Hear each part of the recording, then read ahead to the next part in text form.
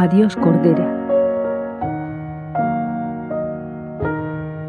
Escrito por Leopoldo Alas Clarín. Leído por Carmen Will. Eran tres, siempre los tres: Rosa, Pinín y la Cordera. El prao Somonte era un recorte triangular de terciopelo verde tendido como una colgadura cuesta abajo por la loma. Uno de sus ángulos, el inferior, lo despuntaba el camino de hierro de Oviedo a Gijón. Un palo del telégrafo, plantado allí como pendón de conquista, con sus jícaras blancas y sus alambres paralelos a derecha e izquierda, representaba para Rosa y Pinín el ancho mundo desconocido, misterioso, temible, eternamente ignorado. Pinín, después de pensarlo mucho, cuando, a fuerza de ver días y días el poste tranquilo, inofensivo, campechano, con ganas sin duda de aclimatarse en la aldea y parecerse todo lo posible a un árbol seco, fue atreviéndose con él, y llevó la confianza al extremo de abrazarse al leño y trepar hasta cerca de los alambres, pero nunca llegaba a tocar la porcelana de arriba, que le recordaba las jícaras que había visto en la rectoral de Puao. Al verse tan cerca del misterio sagrado, le acometía un pánico de respeto, y se dejaba resbalar deprisa hasta tropezar con los pies en el césped. Rosa, menos audaz, pero más enamorada de lo desconocido, se contentaba con arrimar el oído al palo del telégrafo, y minutos, hasta cuartos de hora, pasaba escuchando los formidables rumores metálicos que el viento arrancaba a las fibras del pino seco en contacto con el alambre. Aquellas vibraciones, a veces intensas como las del diapasón, que aplicado al oído parece que quema con su vertiginoso latir, eran para Rosa los papeles que pasaban, las cartas que se escribían por los hilos, el lenguaje incomprensible que lo ignorado hablaba con lo ignorado. Ella no tenía curiosidad por entender lo que los de allá, tan lejos, decían a los del otro extremo del mundo. ¿Qué le importaba? Su interés estaba en el ruido por el ruido mismo, por su timbre y su misterio.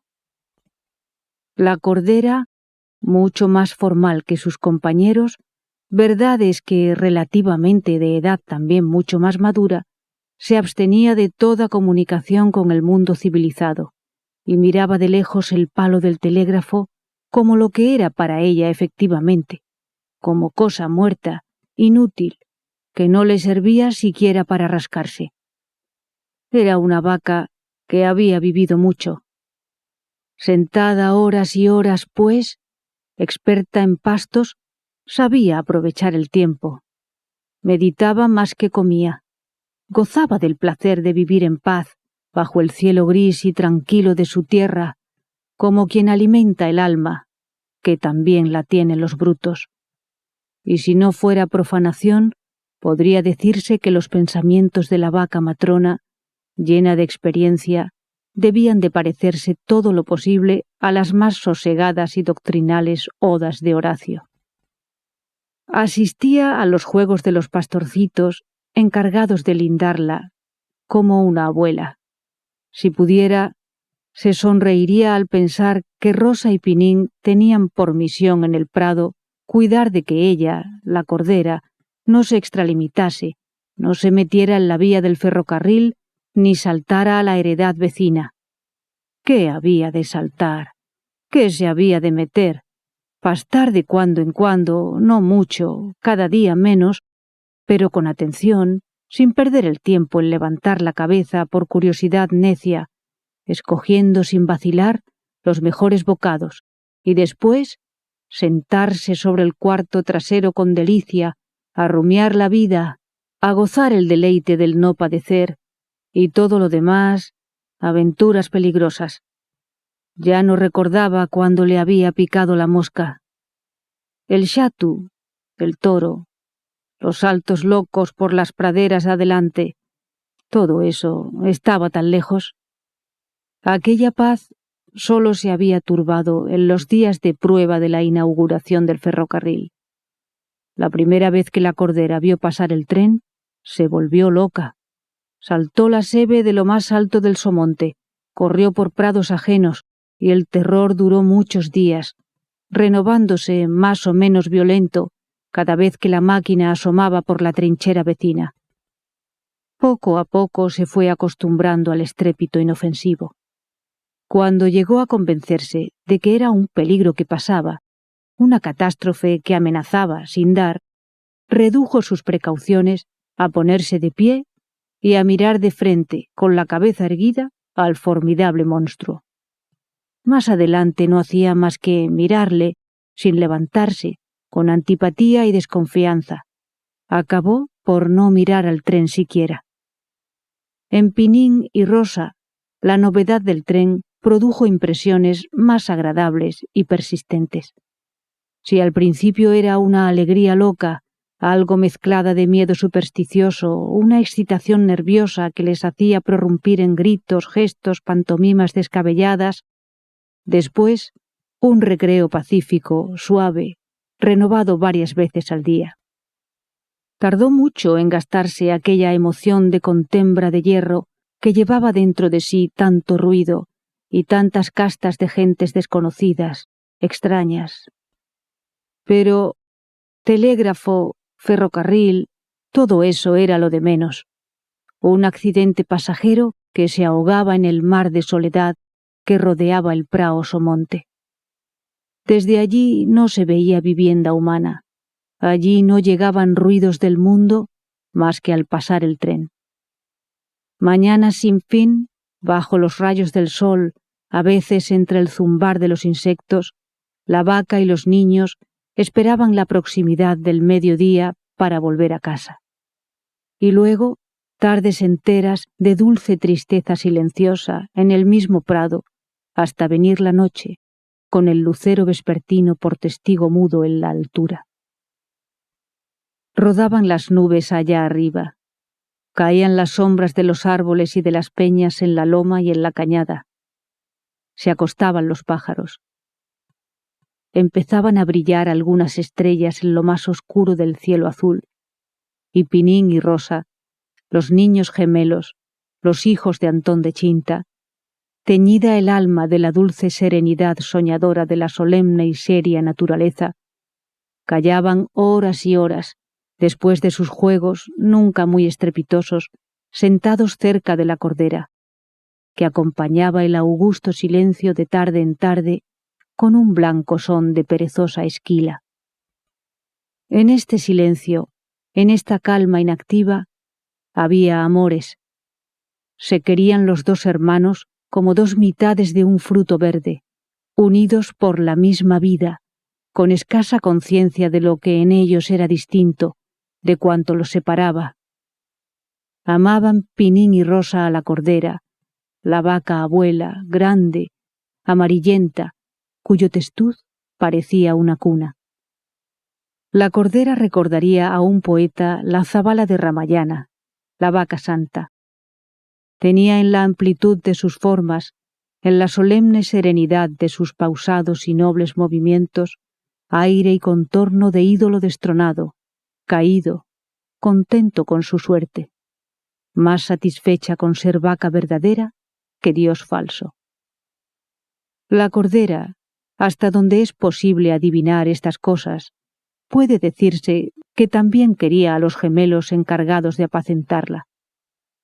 Era poco expresiva, pero la paciencia con que los toleraba cuando en sus juegos ella les servía de almohada, de escondite, de montura y para otras cosas que ideaba la fantasía de los pastores, demostraba tácitamente el afecto del animal pacífico y pensativo. En tiempos difíciles, Pinín y Rosa habían hecho por la Cordera los imposibles de solicitud y cuidado. No siempre Antón de Chinta había tenido el prado Somonte. Este regalo era cosa relativamente nueva. Años atrás, la Cordera tenía que salir a la gramática, esto es, a apacentarse como podía, a la buena ventura de los caminos y callejas de las rapadas y escasas praderías del común, que tanto tenían de vía pública como de pastos. Pinín y Rosa, en tales días de penuria, la guiaban a los mejores altozanos, a los parajes más tranquilos y menos esquimalados, y la libraban de las 1000 injurias a que están expuestas las pobres reses que tienen que buscar su alimento en los azares de un camino.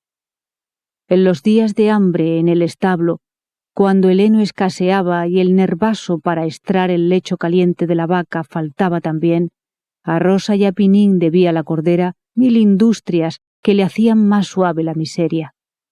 ¿Y qué decir de los tiempos heroicos del parto y la cría, cuando se entablaba la lucha necesaria entre el alimento y regalo de la nación, y el interés de los chintos, que consistía en robar a las ubres de la pobre madre toda la leche que no fuera absolutamente indispensable para que el ternero subsistiese? Rosa y Pinín, en tal conflicto, siempre estaban de parte de la cordera, y en cuanto había ocasión, a escondidas, soltaban el recental que, ciego y como loco, atestaradas contra todo, corría a buscar el amparo de la madre que le albergaba bajo su vientre, volviendo la cabeza agradecida y solícita, diciendo a su manera: «Dejad a los niños y a los recentales que vengan a mí». Estos recuerdos, estos lazos, son los que no se olvidan. Añádase a todo que la cordera tenía la mejor pasta de vaca sufrida del mundo. Cuando se veía emparejada bajo el yugo con cualquier compañera, fiel a la gemela, sabía meter su voluntad a la ajena, y horas se la veía con la cerviz inclinada, la cabeza torcida en incómoda postura, velando en pie mientras la pareja dormía en tierra. Antón de Chinta comprendió que había nacido para pobre cuando palpó la imposibilidad de cumplir aquel sueño dorado suyo de tener un corral propio, con 2 yuntas por lo menos. Llegó, gracias a 1000 ahorros, que eran mares de sudor y purgatorios de privaciones, a la primera vaca, la cordera, y no pasó de ahí. Antes de poder comprar la segunda, se vio obligado, para pagar atrasos al amo, el dueño de la casería que llevaba en renta, a llevar al mercado a aquel pedazo de sus entrañas, la cordera, el amor de sus hijos. Chinta, la mujer de Antón, había muerto a los 2 años de tener la cordera en casa. El establo y la cama del matrimonio estaban pared por medio, llamando pared a un tejido de ramas de castaño y de cañas de maíz. Ya Chinta, musa de la economía en aquel hogar miserable, había muerto mirando a la vaca por un boquete del destrozado tabique de ramaje, señalándola como salvación de la familia. «Cuidadla, es vuestro sustento», parecían decir los ojos de la pobre moribunda, que murió de hambre y de trabajo. El amor de los gemelos se había concentrado en la cordera. El regazo, que tiene su cariño especial, que el padre no puede reemplazar, estaba al calor de la vaca, en el establo y allá, en el somonte. Todo esto lo comprendía Antón a su manera, confusamente. De la venta necesaria no había que decir palabra a los niños. Un sábado de julio, al ser de día, de mal humor, Antón echó a andar hacia Gijón, llevando la cordera por delante, sin más atavío que el collar de esquila. Pinín y Rosa dormían. Otros días había que despertarlos a azotes. El padre los dejó tranquilos. Al levantarse, se encontraron sin la cordera. «Sin duda, mi opá la habrá llevado al satú, al becerro». No cabía otra conjetura. Pinín y Rosa opinaban que la vaca iba de mala gana. Creían ellos que no deseaba más hijos, pues todos acababa por perderlos pronto, sin saber cómo ni cuándo. Al oscurecer, Antón y la cordera entraban por la corrada, mahinos, cansados, y cubiertos de polvo. El padre no dio explicaciones, pero los hijos adivinaron el peligro. No había vendido, porque nadie había querido llegar al precio que a él se le había puesto en la cabeza. Era excesivo, un sofisma del cariño. Pedía mucho por la vaca para que nadie se atreviese a llevársela. Los que se habían acercado a intentar fortuna se habían alejado pronto echando pestes de aquel hombre que miraba con ojos de rencor y desafío al que osaba insistir en acercarse al precio fijo en que él se abroquelaba. Hasta el último momento del mercado estuvo Antón de Chinta en el humedal, dando plazo a la fatalidad. No se dirá, pensaba, que yo no quiero vender. Son ellos que no me pagan la cordera en lo que vale. Y por fin, suspirando, si no satisfecho, con cierto consuelo, volvió a emprender el camino por la carretera de Candás, adelante, entre la confusión y el ruido de cerdos y novillos, bueyes y vacas, que los aldeanos de muchas parroquias del contorno conducían con mayor o menor trabajo, según eran de antiguo las relaciones entre dueños y bestias. En el Natahoyo, en el cruce de dos caminos, todavía estuvo expuesto el de Chinta a quedarse sin la cordera. Un vecino de Carrió, que le había rondado todo el día ofreciéndole pocos duros menos de los que pedía, le dio un último ataque, algo borracho. El de Carrió subía, luchando entre la codicia y el capricho de llevar la vaca. Antón como una roca. Llegaron a tener las manos enlazadas, parados en medio de la carretera, interrumpiendo el paso. Por fin, la codicia pudo más. El pico de los 50 los separó como un abismo. Se soltaron las manos. Cada cual tiró por su lado. Antón por una calleja que, entre madreselvas que aún no florecían y zarzamoras en flor, le condujo hasta su casa. Desde aquel día en que adivinaron el peligro, Pinín y Rosa no sosegaron. A media semana se personó el mayordomo en el corral de Antón. Era otro aldeano de la misma parroquia, de malas pulgas, cruel con los caseros atrasados. Antón, que no admitía reprimendas, se puso lívido ante las amenazas de desahucio. El amo no esperaba más. Bueno, vendería a la vaca a vil precio por una merienda. Había que pagar o quedarse en la calle. El sábado inmediato acompañó al humedal Pinín a su padre. El niño miraba con horror a los contratistas de carne, que eran los tiranos del mercado. La cordera fue comprada en su justo precio por un rematante de Castilla. Se le hizo una señal en la piel y volvió a su establo de Puao, ya vendida, ajena, tañendo tristemente la esquila. Detrás caminaban Antón de Chinta, taciturno, y Pinín, con ojos como puños. Rosa, al saber la venta, se abrazó al testuz de la cordera, que inclinaba la cabeza a las caricias como al yugo. Se iba la vieja, pensaba, con el alma destrozada a Antón, el huraño. Ella será una bestia, pero sus hijos no tenían otra madre, ni otra abuela. Aquellos días en el pasto, en la verdura del somonte, el silencio era fúnebre. La cordera, que ignoraba su suerte, descansaba y parecía como siempre. En forma de sustancia eterna, descansaría y comería un minuto antes de que aquel brutal porrazo la derribase muerta.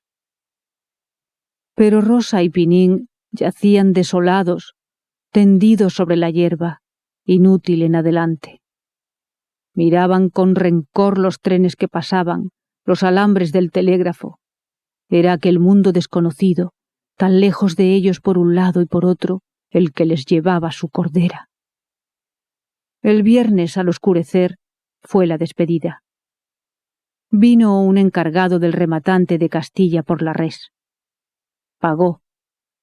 Bebieron un trago Antón y el comisionado, y se sacó a la Quintana a la cordera.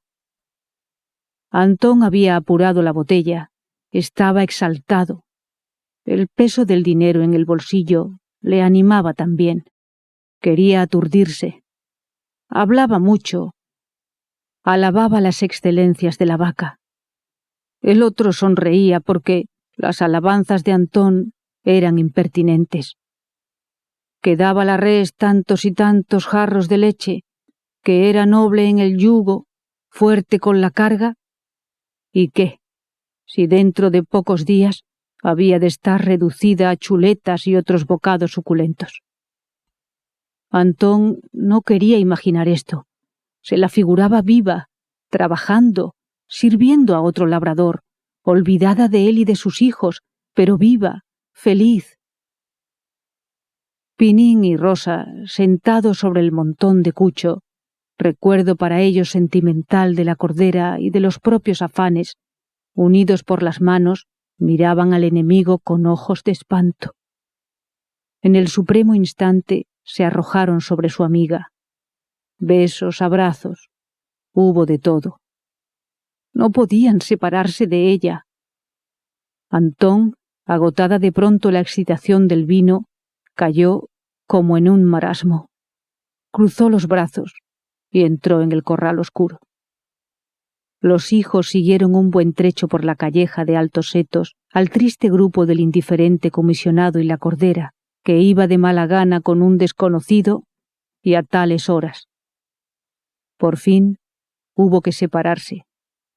Antón, malhumorado, clamaba desde casa: «¡Ah, niños, acá os digo, basta de pamemes!». Así gritaba de lejos el padre, con voz de lágrimas. Caía la noche.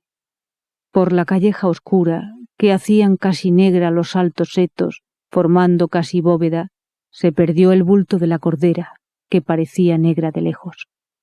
Después no quedó de ella más que el tintán pausado de la esquila, desvanecido con la distancia entre los chirridos melancólicos de cigarras infinitas. «Adiós, cordera», gritaba Rosa deshecha en llanto. «Adiós, cordera de mi alma».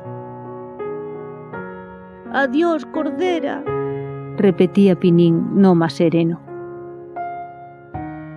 «Adiós», contestó por último, a su modo, la esquila, perdiéndose su lamento triste, resignado, entre los demás sonidos de la noche de julio en la aldea.